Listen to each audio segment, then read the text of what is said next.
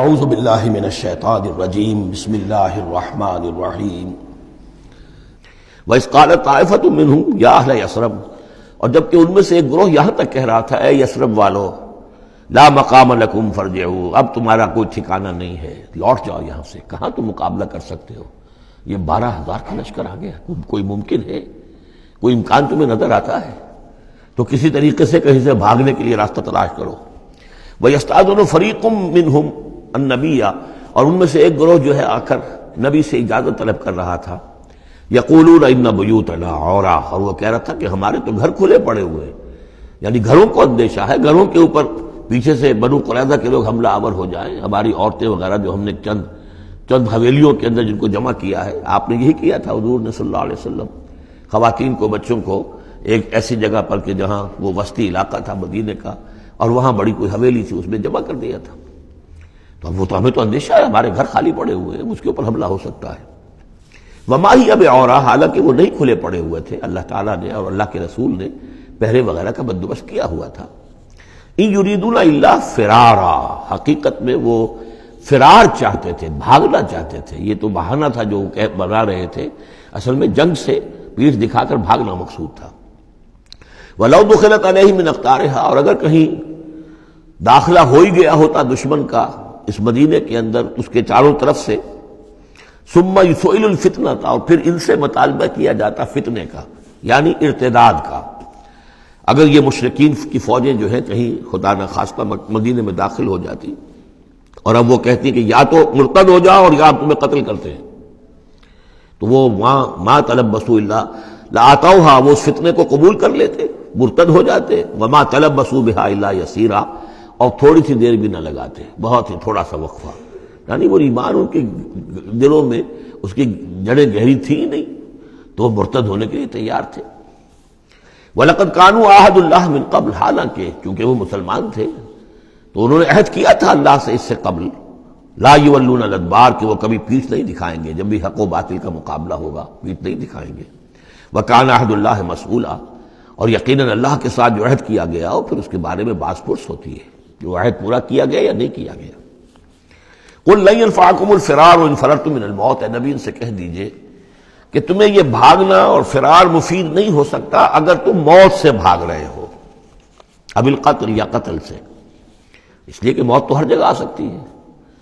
وَإِذًا لَّا تُمَتَّعُونَ إِلَّا قَلِيلًا، اور آج موت نہ آئی، فرض کیجئے اس موقع پر نہ آئی، تب بھی آخر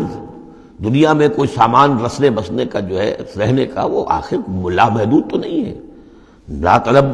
ثم لا تمتعون الا قلیلا، نہیں تمہیں ساز و سامان ملے گا دنیا کی زندگی کا مگر تھوڑا سا، کچھ دن اور جی لو گے۔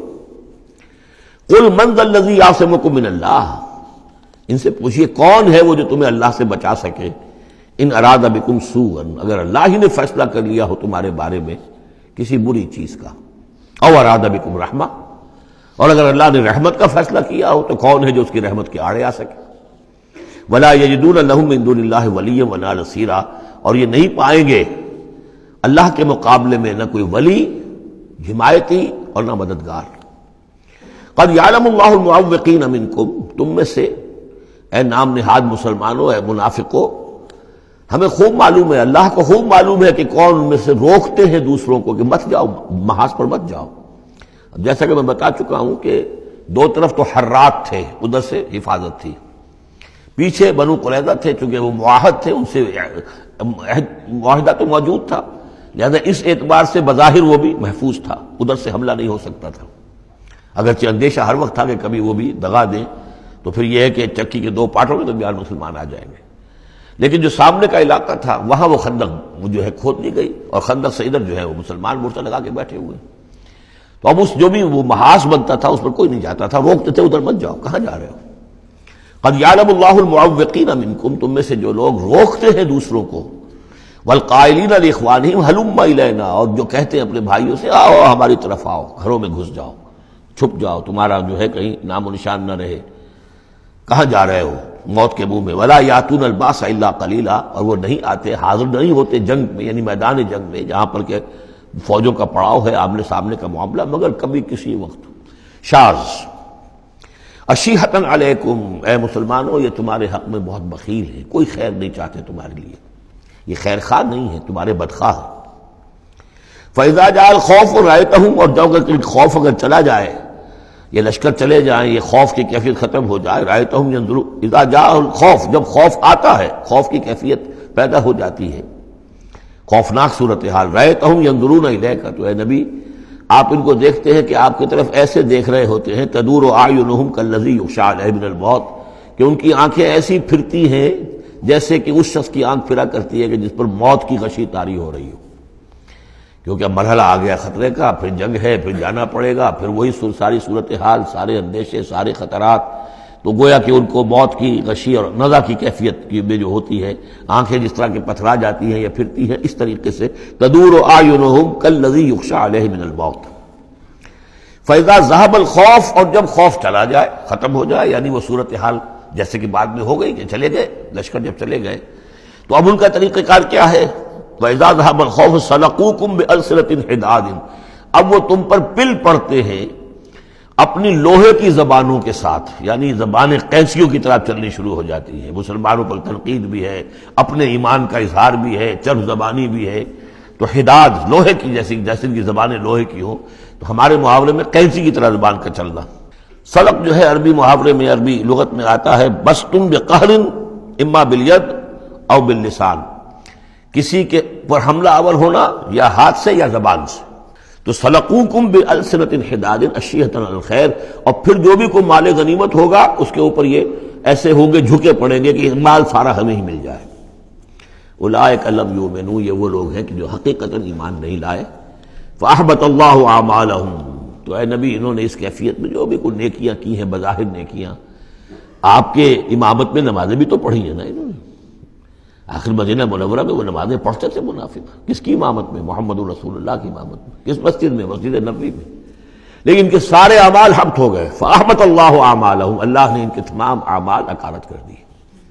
وکان ذلک علی اللہ یسیرا، اور یہ چیز اللہ پر بہت آسان ہے۔